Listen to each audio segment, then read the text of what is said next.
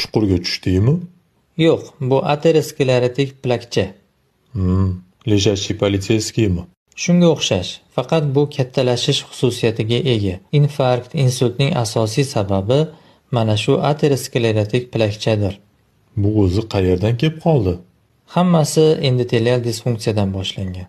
Arteriya tomirlarining ichki qavati, ya'ni endoteli, dastavval bus-butun va sip-silliq edi. Lekin unga ba'zi omillar ta'sir qildi. Jumladan, sigaret chekish, qon bosim oshishi, qandli diabet, virusli infeksiya, ya'ni gripp va COVID-19, qondagi xolesterinning oshishi. Yuqoridagi omillarning bir yoki bir nechtasi ta'sirida tomir ichki qavati butunligi buzildi va shu shikastlangan sohadan xolesterinlar o'tib, tomir devorining orasida yig'ila boshladi.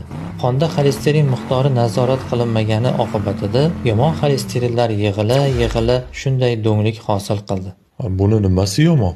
Birinchidan, agar bu plakchalar tomirning 50% dan ortiq qismini to'sib qo'yadigan bo'lsa, surunkali qon aylanishi buzilishiga olib keladi va qaysi tomirligiga qarab bosh aylanishi, xotira buzilishi, yurakdagi og'riqlar kabi belgilar bilan sizni bezovta qiladi. Ikkinchisi esa eng yomoni.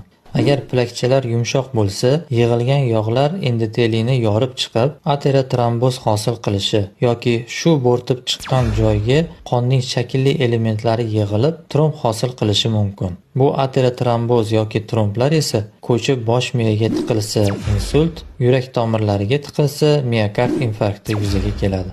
Demak, 50% dan katta va yumshoq plakcha xavfli ekanda. Ha, albatta. Uni foizini va yumshoq qattiqligini qayerdan bilamiz? Qolar bu dunyo